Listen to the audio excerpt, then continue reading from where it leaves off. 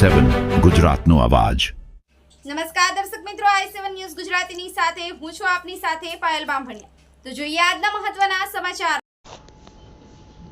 દેવગઢ બારિયા કાપડી કબ્રસ્તાન ઈદગાહ ખાતે મુસ્લિમ બિરદદારોએ ઈદની નમાઝ અદા કરી। ઈદની નમાઝ અદા કર્યા બાદ યુસીસીના કાળા કાયદાની સામે નગરના મુસ્લિમ સમાજ દ્વારા ઈદની નમાઝ પછી જમણા હાથે કાળી પટ્ટી બાંધી વિરોધ દર્શાવવામાં આવ્યો। દેવગઢ બારિયા નગરના સમસ્ત મુસ્લિમ સમાજ દ્વારા વકફ બોર્ડ અને યુસીસીના કાયદો જે લાવવામાં આવી રહ્યા છે તે કાયદાનો દેવગઢ બારિયા મુસ્લિમ સમાજ દ્વારા પોતાના જમણા હાથે કાળી પટ્ટી બાંધી અને વિરોધ દર્શાવવામાં આવ્યો હતો। આ કાયદા વિરુદ્ધ મોટી સંખ્યામાં પ્રતિસાદ અને વિરોધ જોવા મળ્યો છે।